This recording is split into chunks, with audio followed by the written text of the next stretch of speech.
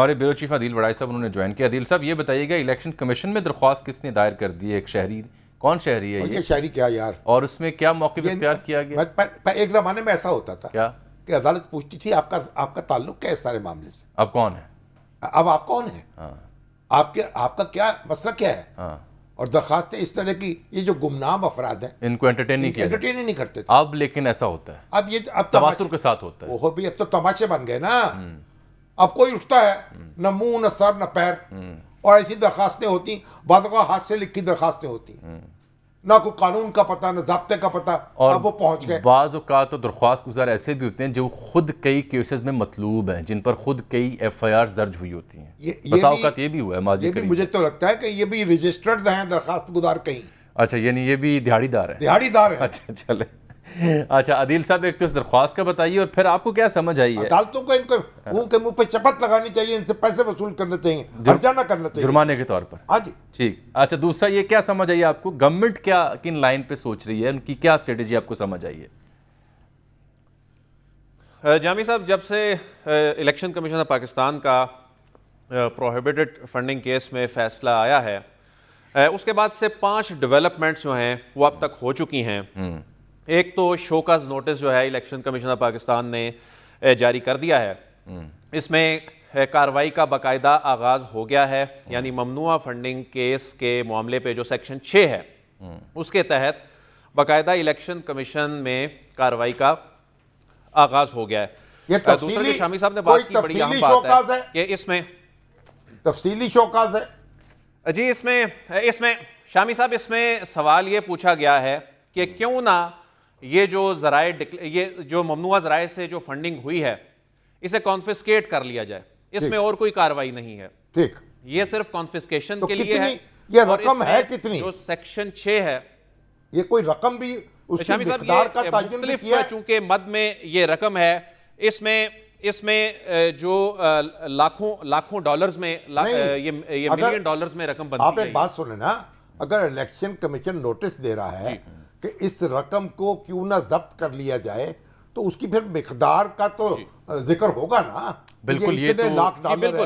شامی صاحب بالکل اس میں جو بالکل آپ نے بڑا اہم سوال کیا. آپ نے نوٹس دیکھا وہ؟ یہ پیج نمبر 66 ہے. جی پیج نمبر جو 66 ہے، ہاں پیج نمبر جی بالکل، اس میں پیج نمبر 66 میں جو 66 میں ساتھ اس کو لف کیا گیا ہے، اور اس میں جو رقم ہے اس میں تقریباً کو 5-6 پیراگرافز میں جو رقم ہے وہ درج کی گئی ہے، جس میں جو کرکٹ کلب ہے اس کی 2 ملین سے زیادہ رقم کا جو ہے اس میں تذکرہ ہے. اس کے علاوہ یہ جو آپ پوچھنا چاہ رہے ہیں نا کہ کوئی مجموعہ لمسم کر کے دیا گیا، شوکاز نوٹس میں شوکاز نوٹس ابھی پبلک ہی نہیں ہوا نا، تو صرف جاری کیا گیا.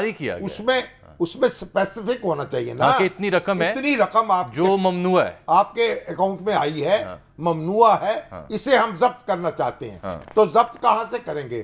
وہ تو خرچ ہو گئی، کوئی پوسٹر بن گئے، کوئی بینر بن گئے، کوئی دوروں پہ خرچ ہو گئی، کوئی ہیلی کاپٹر میں پیٹرول پڑ گیا، تو کہاں سے ضبط کریں گے وہ؟ یہ انہوں نے جو اپنے فیصلے میں جو شامی صاحب بیان کیا ہے نا، پیج نمبر 65 اور 66 جو عدیل صاحب یہ بیان کریں، مجموعی طور پر کچھ 7,92,265 جو برطانوی کرنسی ہے، پاؤنڈز، اور PKR میں انہوں نے اس سے زیادہ ہے. جامی صاحب اس سے زیادہ ہے. جو بھی ابھی نوٹس سامنے آئے گا تو پھر پتہ چلے گا مجموعی رقم کہاں ہے. اچھا، اور رقم تو خرچ ہو چکی ہے نا، کہ اکاؤنٹ میں پڑی ہے. نہیں، کہاں تو خرچ ہو چکی ہے. یہ تو 2008 9 10 11 12 13 کہاں ہوگی پتہ نہیں کیسے. وہ کہا جی آپ کر لیں.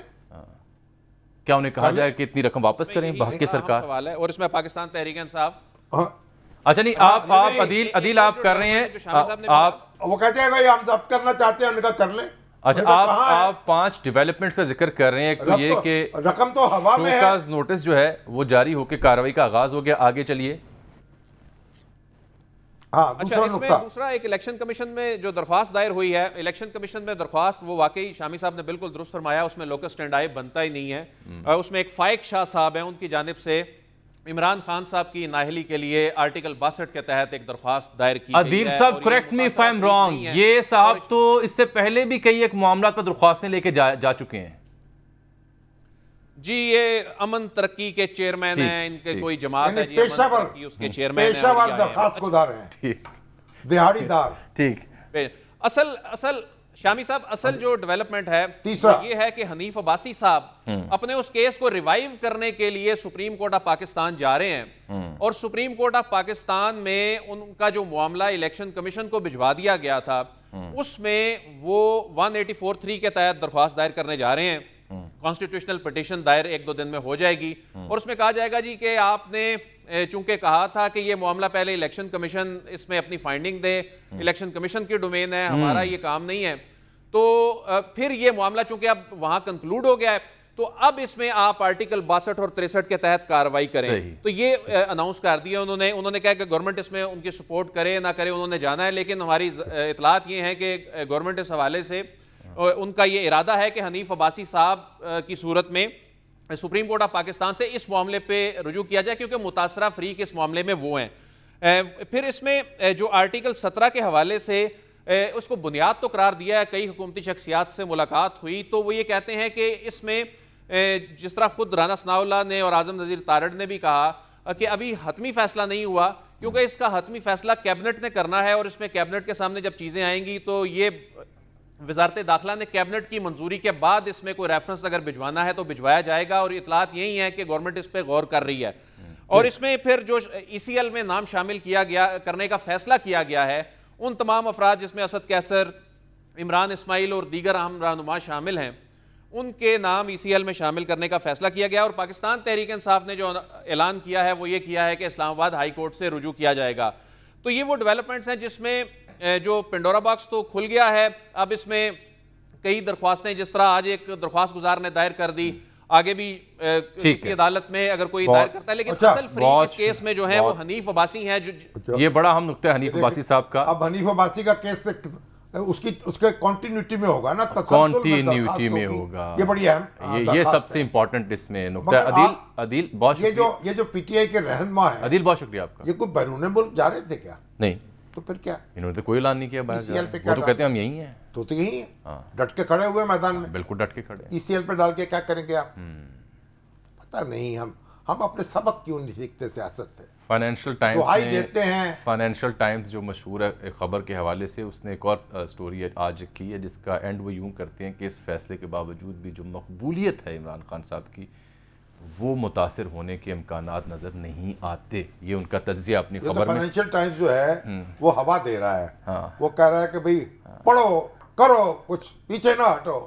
لگتا ہے اللہ شیری دے رہا ہے. ایک بریک آ گئی ہے، بریک کے بعد واپس آتے ہیں تو پھر شامل کرتے ہیں قانونی رائے، کیونکہ تحریک انصاف سمجھتی ہے کہ ممنوعہ فنڈنگ ایسی کوئی بات ثابت ہوئی نہیں ہے جو الزام ہم پہ عائد کیا گیا، اور میکسیمم پینلٹیز کی صرف فنڈز کی کانفسکیشن ہے، نتھنگ ایلس. نہ نااہلی ہو سکتی ہے نہ کوئی اور ریفرنس بن سکتا ہے. لیکن کچھ ماہرین یہ سمجھتے ہیں کہ PPO 2002 کے تحت یہ ایک سنگین معاملہ ہے. کیسے؟ ایک بریک کے بعد.